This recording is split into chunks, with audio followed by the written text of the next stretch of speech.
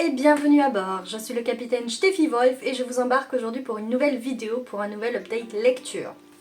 Aujourd'hui, on va parler de mes lectures d'octobre, donc on est toujours sur des lectures du Pumpkin Autumn Challenge, sauf deux en fait qui se sont glissées à l'intérieur de mes lectures, mais c'était de bonnes surprises donc ça va.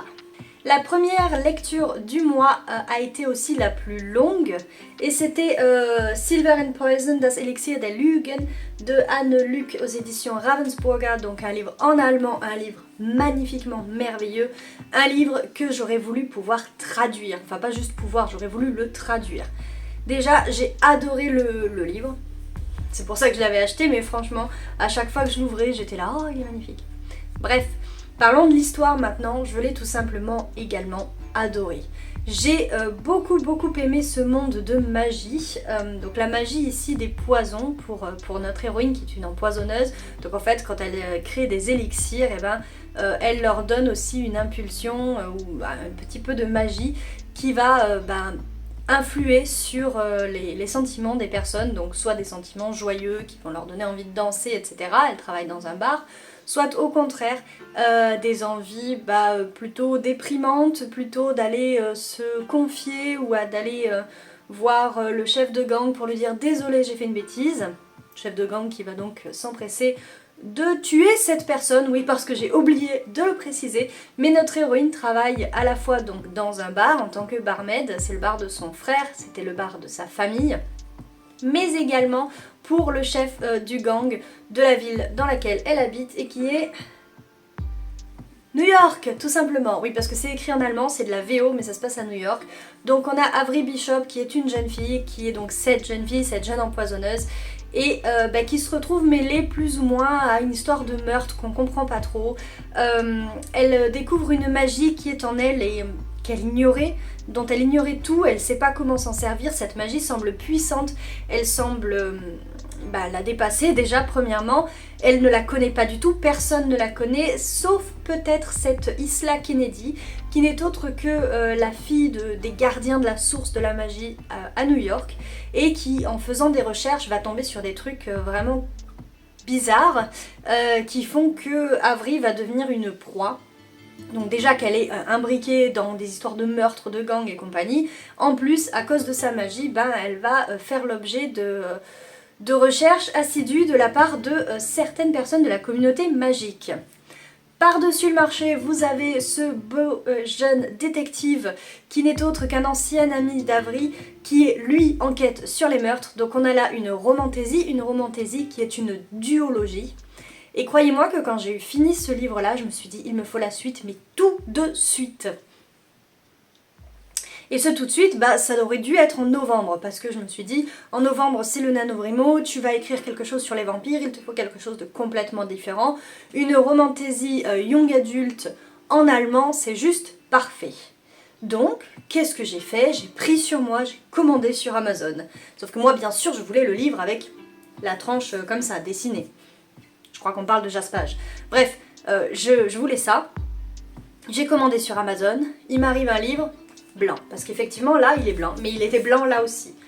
Donc je râle, je tombe sur un commercial machin qui me dit ah oui je comprends votre demande, pas de souci, renvoyez-le nous, il arrivera dès mercredi. Moi super contente, je me dis chouette, je renvoie le bouquin, mercredi arrive mon nouveau colis Amazon et c'était le même livre. Donc là j'en ai eu un peu marre, j'ai dit à Amazon vous êtes bien gentil mais ça me saoule, hein.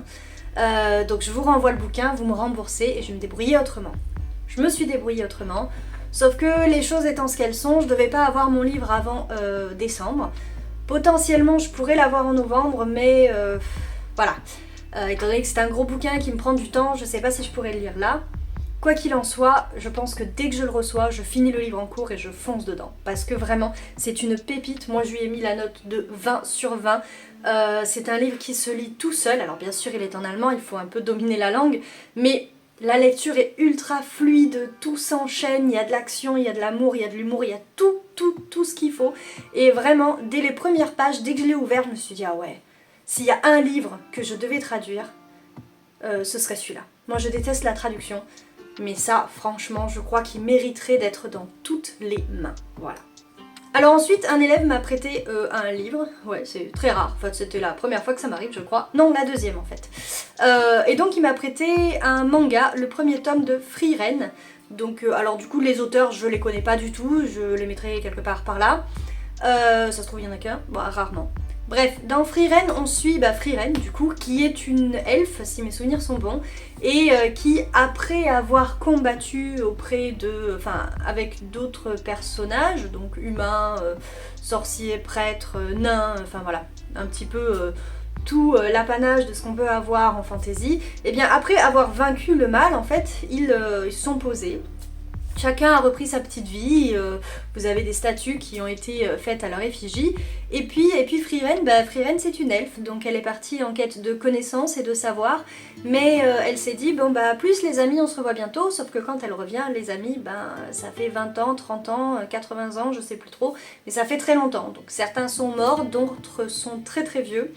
Et voilà.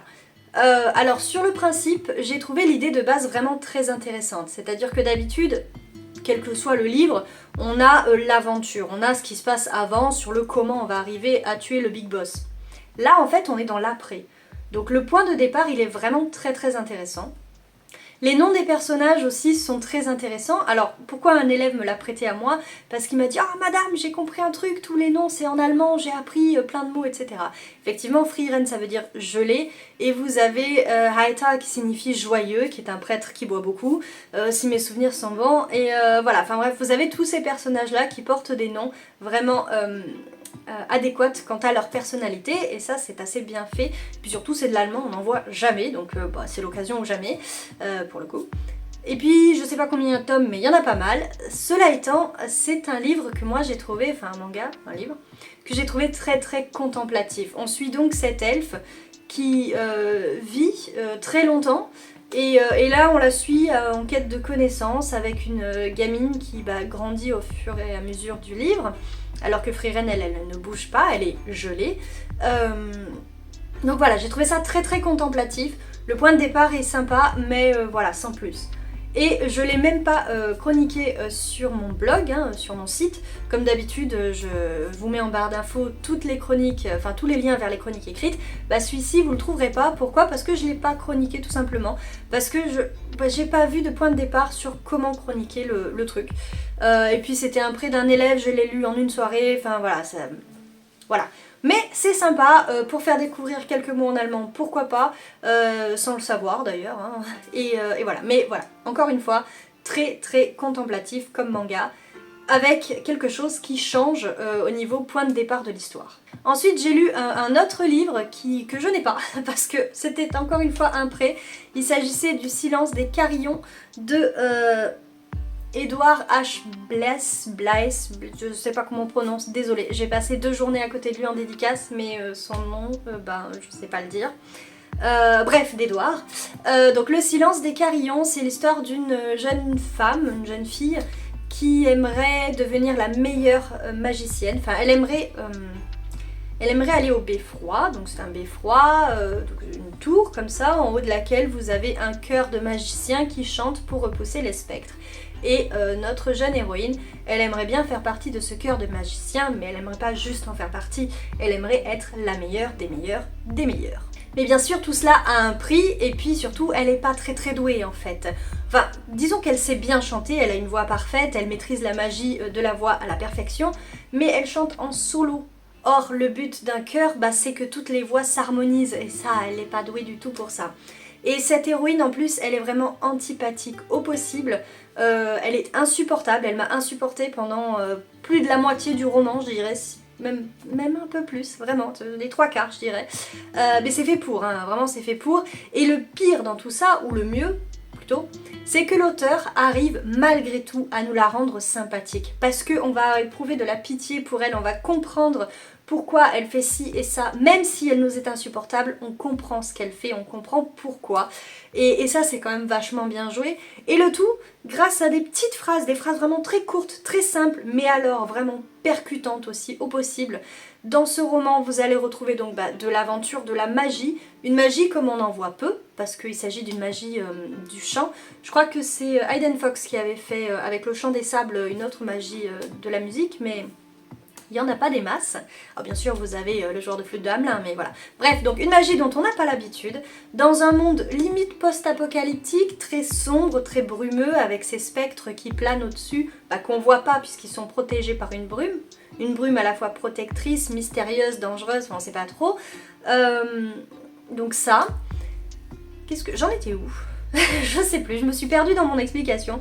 Mais bref, c'est une magie voilà, dont on n'a pas l'habitude dans un monde limite post-apocalyptique avec de l'aventure, mais aussi des sentiments amicaux, de la jalousie, des sentiments amoureux ou pas, on sait pas trop, des relations entre les personnages qui évoluent, alors pas toujours dans le bon sens, mais voilà, des mystères qui grandissent, qui s'étoffent, qui se résolvent à la fin de l'histoire quand même, heureusement.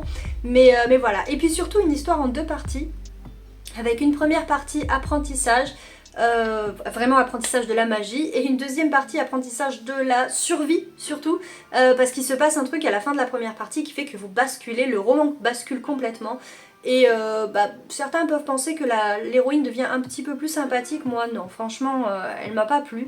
Mais voilà, dans le fait qu'elle m'a pas plu, mais que quand même j'éprouve des choses pour elle et de la compassion, etc., je trouve que c'est vachement bien joué.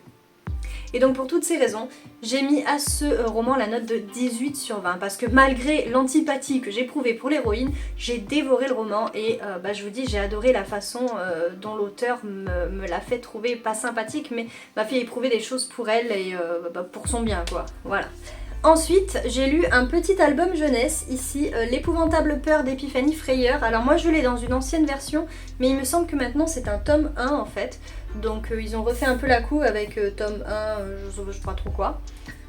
Voilà. Et donc c'est de Gauthier et Lefebvre aux collections Métamorphose des éditions Soleil, je crois.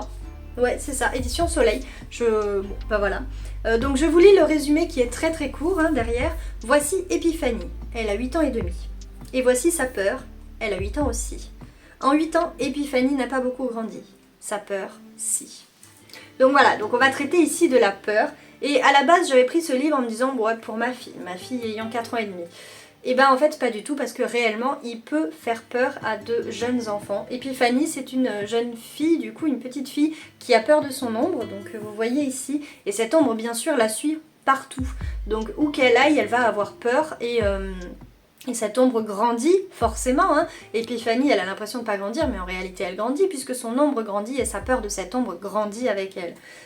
Donc on traverse comme ça quelques mondes différents. Elle va voir à un moment donné un psy, elle va voir un gars qui a perdu son sérieux, elle va voir qui est un coiffeur, elle va voir plein de monde et en fait à chaque fois vous avez des dialogues qui sont très très enfantins mais dont le sous-texte est vraiment foisonnant, où vous en apprenez davantage sur les peurs, où il y a tellement de choses qui sont dites sur la peur évidemment, mais aussi le fait de grandir, le fait de devenir adulte, et donc ça j'ai trouvé ça hyper intéressant.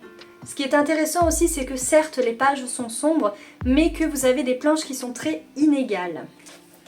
Typiquement vous avez une page comme ça, et puis je vais essayer de vous en trouver une autre, comme ça. Voilà, et puis des fois c'est toute la page, bon j'ai pas trop le temps, j'ai pas envie en fait de chercher, mais voilà. Donc c'est un album jeunesse qui est ma foi très très sympathique, mais qu'il faut vraiment pas, je pense, lire avec des enfants trop petits. Moi ma fille par exemple elle est trop petite, je pense que elle aurait peur, voilà, tout simplement. Et donc bref, pour toutes ces raisons, c'est-à-dire le fait que ce soit bien fait. Ah oui, il y a un jeu de loi à la fin aussi qui est trop bien, que j'ai envie de tester. Alors pour le coup, ouais, pourquoi pas avec ma fille, mais parce que c'est un jeu, parce qu'elle a pas lu le livre, parce que peut-être que ça lui donnerait envie, mais bon, j'ai aussi peur de le lire avec elle. Voilà, à la fin aussi, vous avez pas mal de noms de peur assez bizarres, dont celui de la peur de son ombre, mais je sais plus comment c'est. Je vais regarder. Alors, la peur de l'ombre, c'est umbra ou umbraphobie. Donc la peur répandue d'être suivie par son ombre, voilà.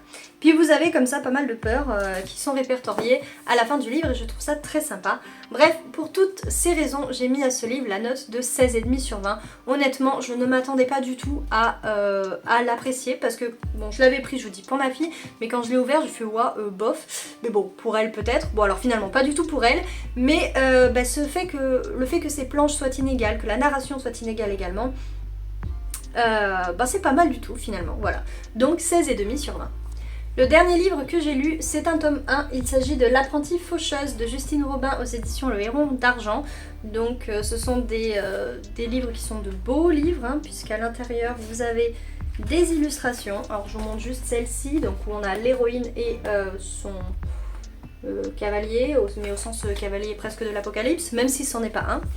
Donc l'héroïne ici, qu'on appellera Red, c'est une faucheuse, donc au tout début du roman elle meurt et puis elle devient une petite faucheuse, celle qui est chargée de récolter les âmes des personnes, des meurtriers en fait, puisque elle a été assassinée et donc elle doit se trouver un encou, c'est-à-dire quelqu'un qui va l'aider dans sa quête, et elle va donc choisir Rain.